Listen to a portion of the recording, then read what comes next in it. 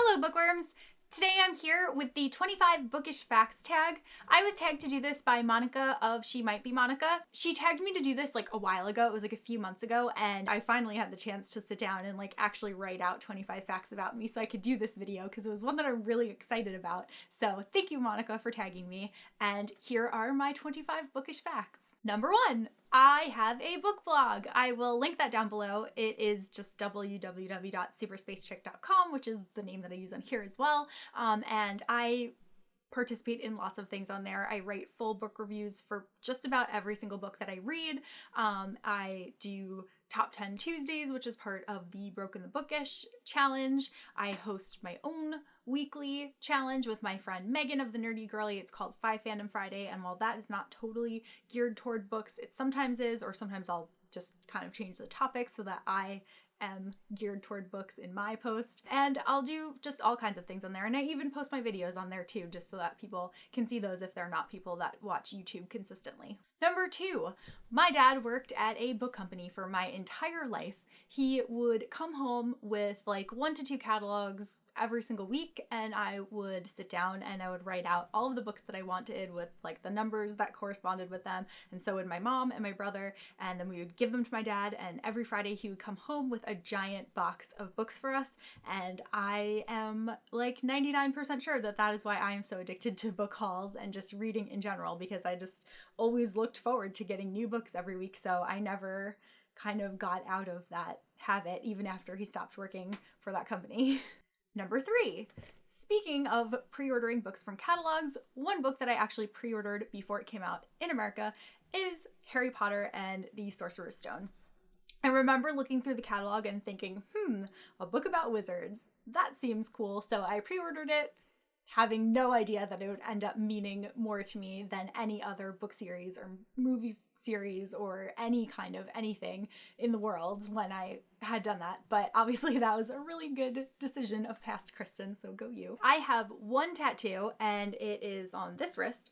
It's kind of hard to see, so I'm turning it, but it is an Ankh, and I got it because of Neil Gaiman's Sandman series. It's a comic series that he wrote in the 90s, and there's a lot of mythology that goes into it, and it's just amazing. Like, his writing is phenomenal, and then Sandman is just like, oh, so incredible. I would really like to get another tattoo, and if I were to get one, it would be something Harry Potter related, probably the Deathly Hallows symbol somewhere on my body, but I'm scared because I didn't feel great after I got the first one, so now I've been terrified for the past few years to go and get a second one, and I don't want too many tattoos in general, so I'm always like, should I do it, should I not do it, but haven't done it yet.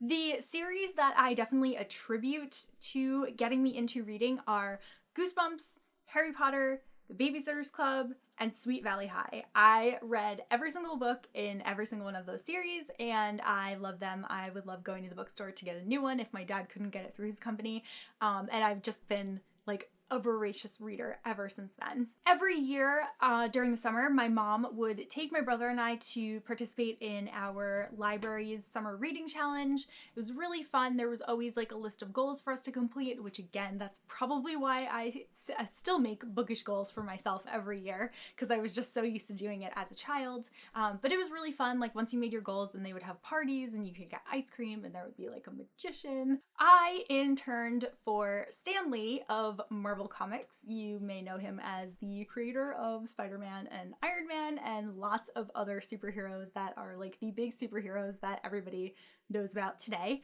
That was super, super awesome. It was a great experience, and I got to pitch an original comic idea to him. It never got made because it was part of like a challenge, and actually no one who pitched one got theirs made, but it was still just incredible to be able to do that and to be able to say that I like had a business meeting with Stan Lee at some point. It just still blows my mind that that even happened. My best reading year ever was in 2013. I read a total of 187 books, which is like amazing, and I have just been aspiring to that number ever since. I definitely read a lot more graphic novels during that year, so that attributes for the higher number, but it still was an undertaking, and I love that I was able to do that, and it just makes me feel inspired that in the future I could possibly read that many again, and you know, one day it's gonna happen. So I have no desire at all to make booktubing any kind of full-time job or blogging or anything. I think that those are the things that I do for fun because I just love talking about books. I love connecting with other people who also love books and just talking to them about the characters that we love and everything. I never want it to feel like it's a job. I have a full-time job that I do during the week all the time, and like this is my fun thing. So I just no, I would never want to leave my job to just do this. I think that I would maybe go crazy. So I rarely accept ARCs from publishers unless it's a book that I'm like super anticipating that I really want to read, or if it is something on NetGalley, then I will sometimes take it, but I try not to because I don't like having that kind of pressure on myself. I like choosing what I want to read when I want to read it, and I really don't feel like I don't want to feel like there are any strings attached. I would rather just read a book on my own if it's something that I was planning on reading and then give an honest review for everybody to hear. My favorite classic book ever is The Count of Monte Cristo. I read it in 2012, I want to say, and I just loved it so much. Like, it took me so long because it's such a giant book, but every single word was just like, it had me captivated. The best revenge story that I've ever read in my life. So since then, I've wanted to try to read everything that Alexandre Dumas has written. Another one of his best books, in my opinion, is The Black Tulip. I just love that one too. But I really want to reread The Count of Monte Cristo at some point, but I know that it's going to be like a really long endeavor, so I haven't gone for it yet. I used to be a much more well-rounded reader. I would pick a TBR and completely stick to it. I would be like, this is what I'm reading, and that is what I would do. And I would constantly switch. Like, I would read a young adult book, then I would read a contemporary fiction book of like adult, and then I would read a sci-fi book, and then I would read a fantasy book, and then I would read a classic book, and then I would read a graphic novel, and like so on. And I would just constantly go in this pattern so that I was always reading something a little bit different and never too much of the same thing. As I've gotten older, I've kind of decided that I would rather read what it is that I want to read instead of worrying about reading everything, just so that I am well-rounded for the sake of being well-rounded, I guess. Like, I'm very thankful that I did that, and that I do have a history with some books that I would never feel like picking up right now, like especially books that are more challenging, because I tend to read for pleasure, so I'm not always looking for something where I'm like, this is gonna be a struggle and I'm gonna do it. Here's one that I never thought that I would say. I recently bought an e-reader. I got a Kindle and I don't hate it. I cannot resist using Barnes & Noble coupons every single time that I get one. I'm a member of their yearly club thing, and anytime that I get an email that's like 20% off one item, I'm like, okay, I will buy an item right now. Thanks, Barnes & Noble. Throughout my life, I have always had friend dates at bookstores, and it is the best. Like, there's just nothing better than meeting up with some friends and going to like the Starbucks and Barnes & Noble and grabbing my Trenta unsweetened green iced tea and then just spending like a few hours going through the bookshelves. And, you know, sometimes we'll split up and get books, and then we'll reconvene and be like, these are the books in my pile, and my friend will be like, these are the books in my pile, and we'll go through them and be like, oh, we should get that one and just decide together. And it's just like a therapeutic experience, and I just love it. I could seriously spend hours and hours and hours in a Barnes & Noble and be like over the moon happy. My favorite bookstore in the entire world is the Strand bookstore in New York City. I love it so much. Like, everything about it. It's enormous. There's a huge selection. The books are discounted. It's like, oh gosh, it's just like the book lover's like dream like palace. It's like a heaven in there once you walk through those doors. I actually got engaged there because my fiance knows that is like my number one place on earth. So that just shows you how much it means to me. If I could meet any author, I would meet J.K. Rowling. Obviously, she is like the best ever, and I would just love to like hug her and be like, I love you and thank you, and you changed my life, and you've heard this a million times, but it doesn't make it any less true, and just thanks.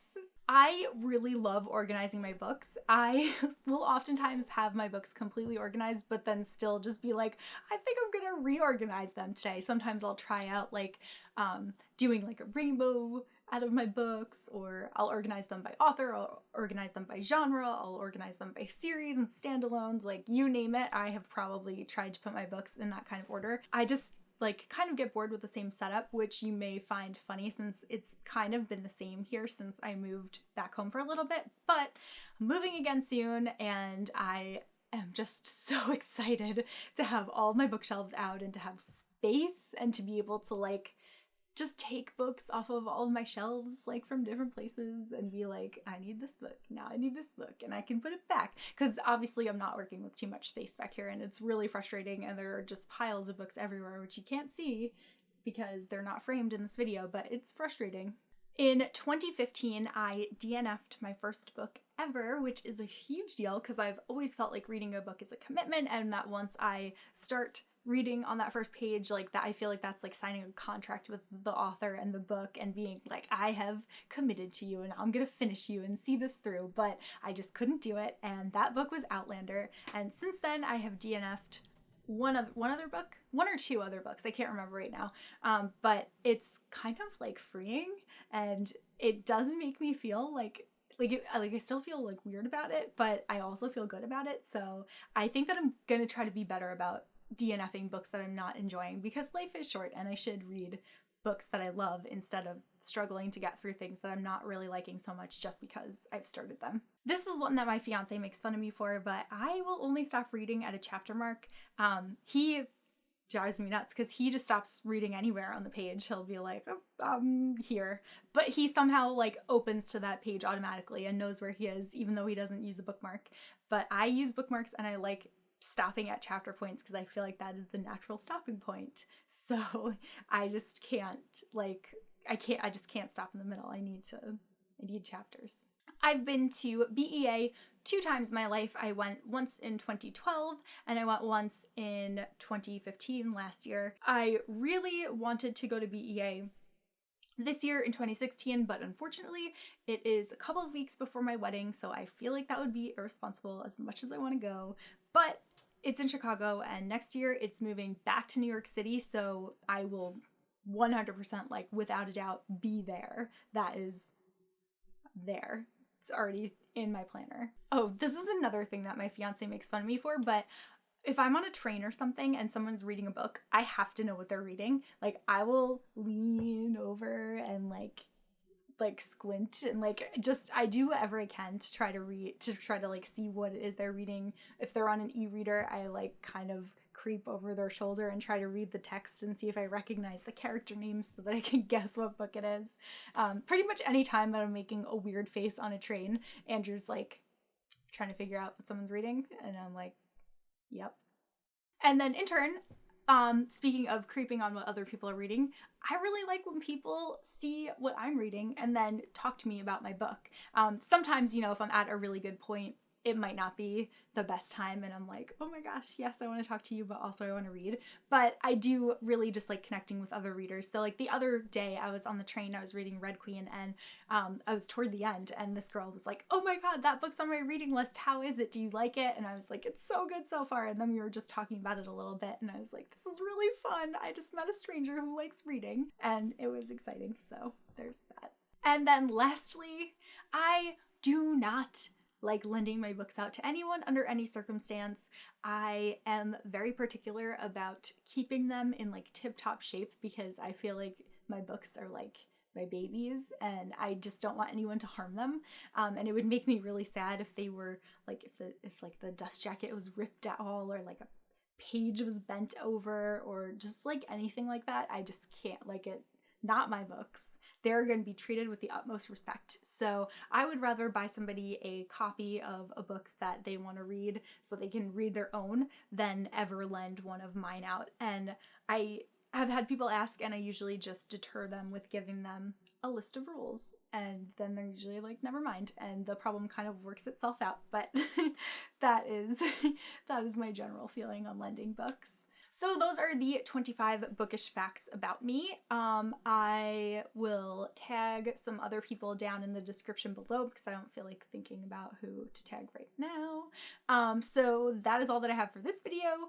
Let me know some facts about yourself, and I'll see you guys soon with a new one. Bye!